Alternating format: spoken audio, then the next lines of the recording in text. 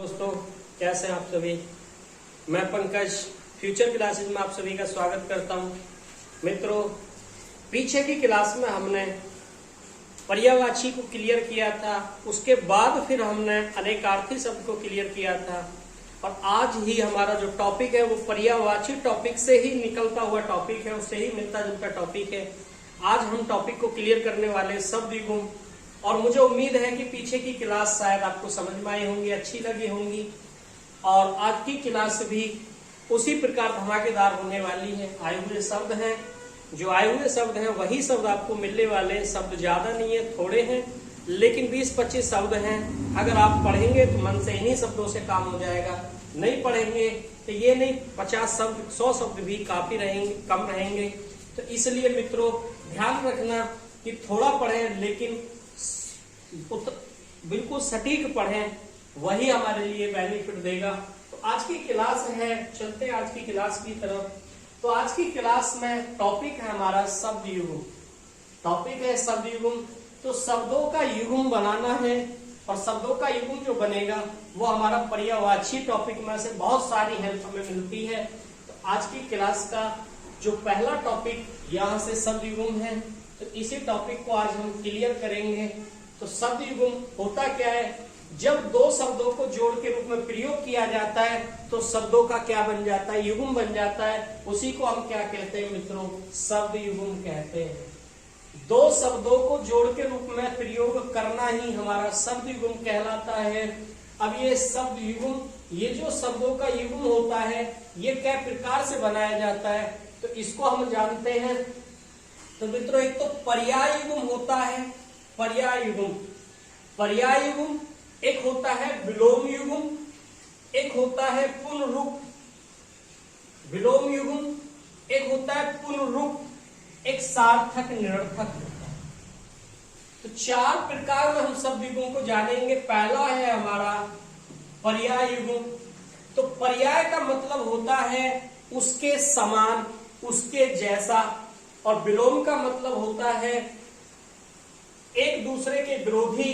तो पहला टॉपिक हम पर्याय युग्म को जानते हैं। तो पर्याय युग्म क्या होता है? दोनों शब्दों का अर्थ एक जैसा होता है।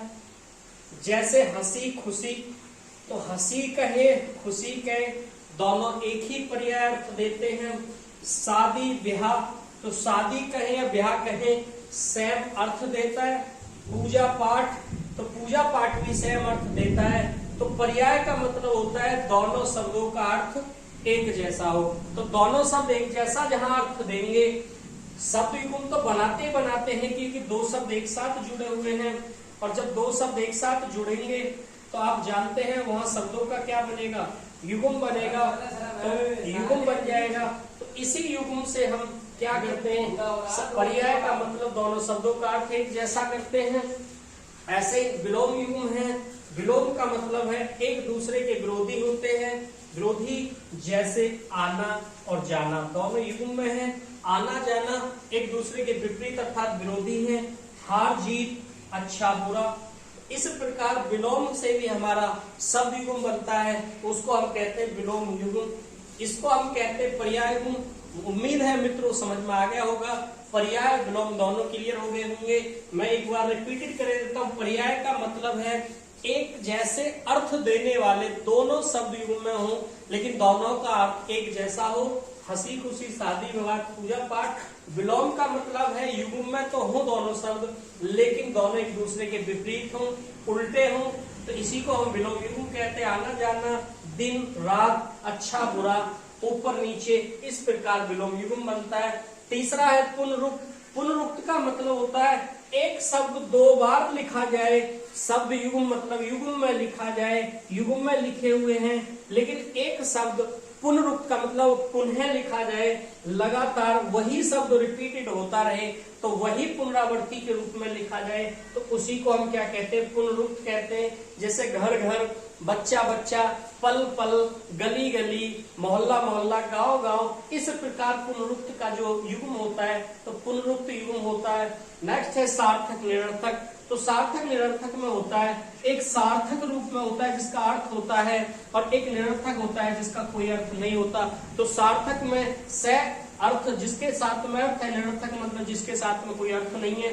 तो अर्थ जात पात युग्म है, लेकिन हम कहते हैं जात पात, तो जात तो एक शब्द है अर्थ के रूप में, लेकिन पात उसके साथ में कोई अर्थ नहीं देता है। पानी वानी, तो पानी वानी युग्म तो पूरा बनता है, लेकिन पानी का सार्थक अर्थ होता है, लेकिन वानी का कोई सार्थक अर्थ नहीं होता। लूट पाट, लूट होता है लेकिन पाट कुछ नहीं होता। ऐसे ही मैं कहूं पूछताछ, तो पूछताछ शब्द है, तो पूछताछ, पूछताछ शब्द को अगर हम लें तो यहां से पूछ शब्द तो बन जाएगा पूछना, लेकिन ताछ शब्द नहीं बनता, उसका कोई अर्थ नहीं होता। तो उम्मीद करता हूं कि ये चारों पॉइंट आपको समझ में आए होंगे।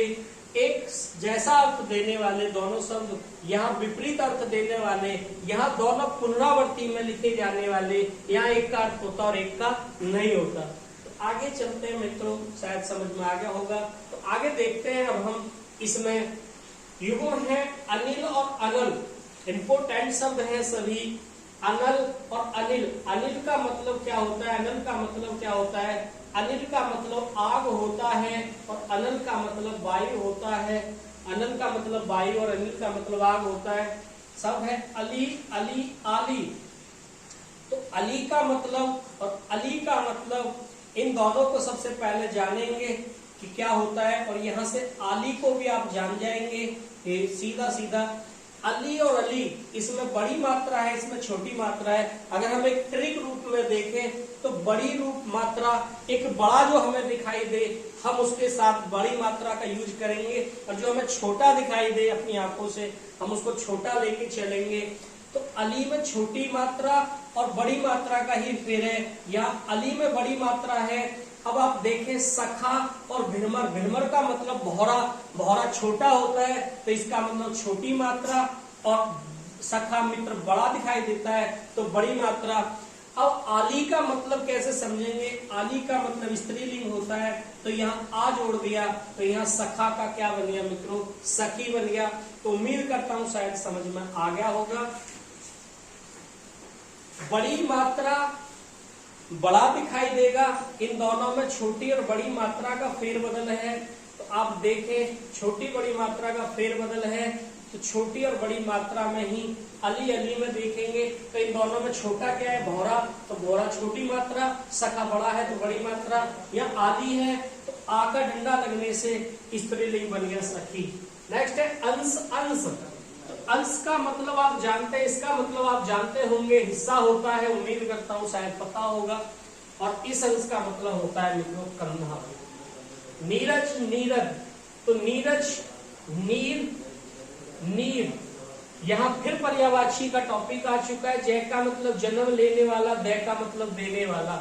तो नीर का मतलब पानी का पर्यायवाची था, पानी में जन्म लेने वाला, जन्म लेने वाला।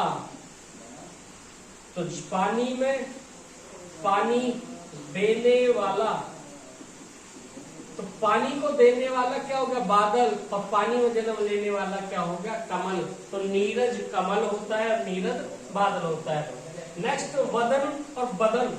ये बदन आप जानते हैं शरीर होता है, लेकिन ये वदन का मतलब मुख होता है मित्रों। नेक्स्ट देखते हैं हम किरपण और किरपाण। तो किरपाण तो आप जानते होंगे तलवार होता है, अच्छी तरह जानते होंगे, और किरपण का मतलब कंजूस होता है मित्रों।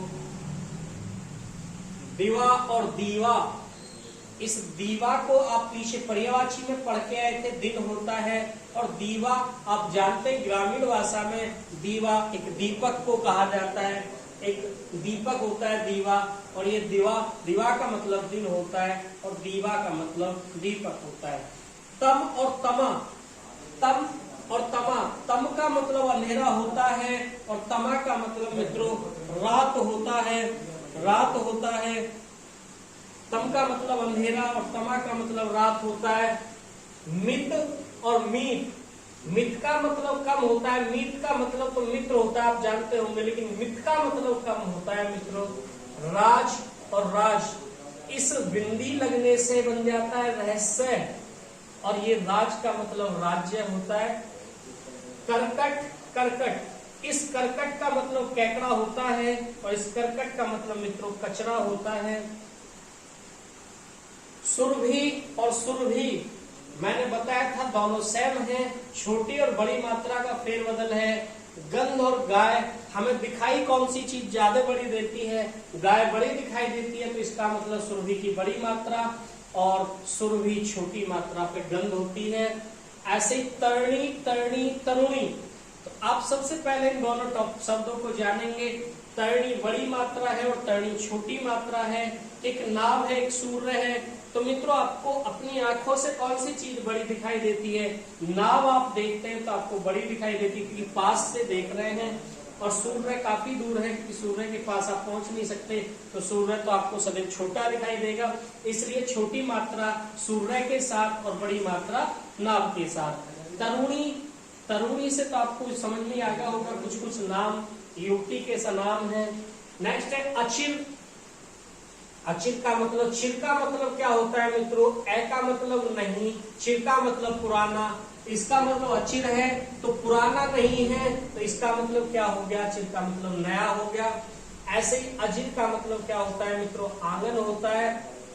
अजिर का मतलब आंगन होता है और चिर का मतलब होता है पुराना। तो ए प्लस चिर, ए मतलब नहीं है, चिर मतलब पुराना नहीं है, इसका मतलब क्या है? नया है। और अजिर का मतलब आंगन होता है। प्रदीप का मतलब दीपक होता है और प्रदीप का मतलब उल्टा होता है। तो प्रदीप अलंकार और प्रदीप अलंकार जब आप पढ़ेंगे तो प्रदीप का मतलब उल्टा होता है। मणि और मणि, इस मणि का मतलब श्याप होता है और ये जो मणि होती है ये एक रतन होता है। मणि और मणि। नेक्स्ट है परिजन और परिजन। तो परिजन और परिजन आप जानते होंगे, परिजन का मतलब होता है परिवार के लोग और परिजन का मतलब जो परिवार के लोग नहीं है अर्थात शत्रु माना जाता है परिजन, और परिजन परिवार के लोग। परीक्षा और परीक्षा, परीक्षा का मतलब आप जानते हैं परिणाम होता है और परीक्षा का मतलब मित्रों कीचड़ होता है। परिणाम और कीचड़। वारिस, वारिस, तो वारिस का मतलब, इस वारिस का मतलब होता है उत्तराधिकारी, और ये वारिस, इस वारी प्लस पर्यायवाची में भी था, वारी प्लस ईस, और ये संधि भी था। इस वारी का मतलब पानी होता है और पानी का भगवान कौन होता है? अर्थात समुद्र होता है, इंद्र भी होता है। और नेक्स्ट है कुल और कुल। कुल का मतलब खानदान या परिवार होता है और कुल का मतलब किनारा होता है, और इसको अगर हम कहें तो इसको ठंडा भी कह सकते हैं। तो मित्रों ये थे हमारे 20 शब्द थे, कुल ज्यादा नहीं थे, 20 थे, लेकिन आए हुए हैं। शब्द तो और भी हैं, उनको तो आप भी कर सकते हैं, लेकिन आपको एक तरीका पता होना चाहिए। जिस प्रकार मैंने इन शब्दों को तोड़ के किया था, उनके पीछे की पर्यायवाची को समझाया था, उसी प्रकार आप भी कर सकते हैं। लेकिन सभी शब्द आए हुए हैं और उम्मीद करता हूँ क्लास अच्छी लगी होगी। मित्रों कमेंट बॉक्स में कमेंट करके जरूर बताना, और मिलते हैं अगली क्लास में। और अगली क्लास में नए टॉपिक के साथ फिर एक मस्ती के साथ फिर क्लास पढ़ेंगे। मिलते हैं अगली क्लास में।